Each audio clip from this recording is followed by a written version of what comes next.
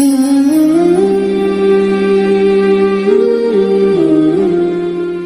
علیہ السلام نے اپنے صحابہ بن عبد الرحمن کو کسی کام کے لیے بھیجا تو اس وقت بڑی بڑی بلڈنگز نہیں تھی، بڑے بڑے گھر نہیں تھے۔ وہ جس راستے سے گزر رہے تھے اس راستے میں ایک عورت پردہ کر کے نہا رہی تھی۔ اچانک ہوا آئی، وہ پردہ اٹھا تو اس صحابی کی نظر اس عورت پر پڑی تو وہ کہنے لگے استغفر اللہ، میرے نبی نے مجھے کس کام کے لیے بھیجا ہے؟ تو میں نے کیا گناہ کر دیا؟ اتنے خوف زدہ ہوئے کہ وہ ڈر کے مارے مدینے سے بھاگ نکلے، دور چلے گئے۔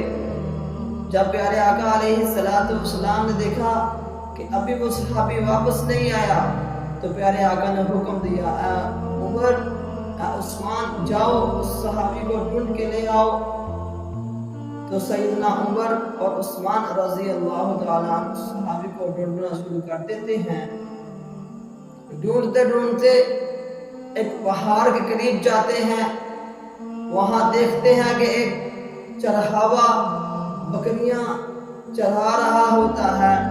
تو ان سے پوچھتے ہیں، بھائی یہاں پہ ایک نوجوان تو نہیں دیکھا؟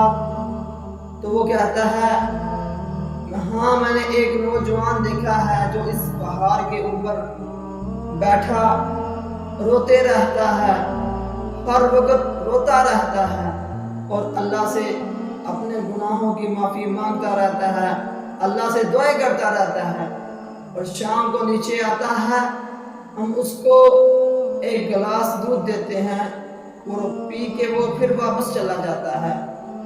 تو سیدنا عمر رضی اللہ تعالیٰ نے کہنے لگے، اب وہ نیچے جب آئے گا تو ہمیں ضرور اس کی اطلاع دینا۔ تو جب وہ نیچے آیا تو سیدنا عمر رضی اللہ تعالیٰ نے اس کو پکڑا، کہا، اے صحابہ بن عبد الرحمن، تمہیں کیا ہو گیا ہے؟ آپ کا پیارے آقا انتظار کر رہے ہیں۔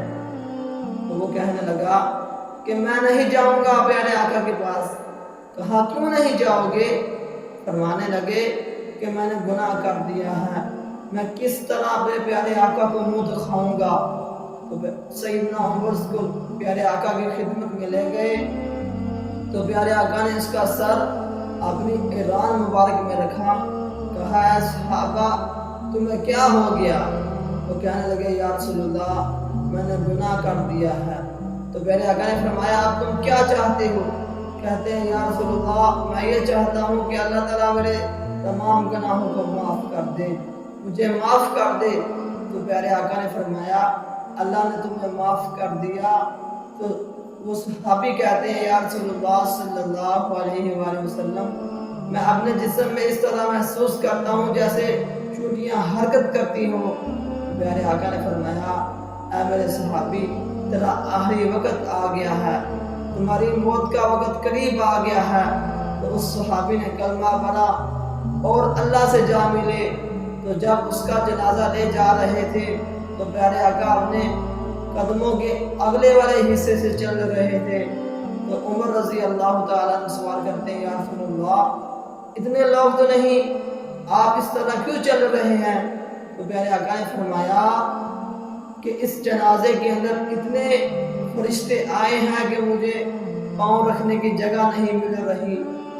دیکھیں ناظرین، اس صحابی کا تقویٰ دیکھیں، ان کا ایمان دیکھیں۔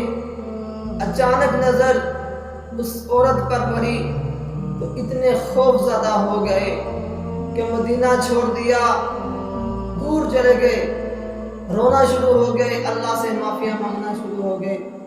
لیکن آج ہم دیکھ لیں ہم کیا کرتے ہیں، ہمارے دلوں میں کتنا خوف ہے، ہم اللہ سے اپنے گناہوں کی کتنی معافی مانگتے ہیں۔ ناظرین، ہم ساری رات فیس بک پر، یوٹیوب پر، ٹک ٹاک پر، پتہ نہیں کون سی سائٹس پر ساری رات گزار دیتے ہیں۔ ہمیں یہ نہیں پتا کہ ہم گناہ کر رہے ہیں۔ آؤ ناظرین اپنی جوانی کو اس شیطانی عمل سے محفوظ رکھیں۔ اللہ تعالیٰ سے دعا کہ اللہ تعالیٰ ہمیں عمل کی توفیق دے۔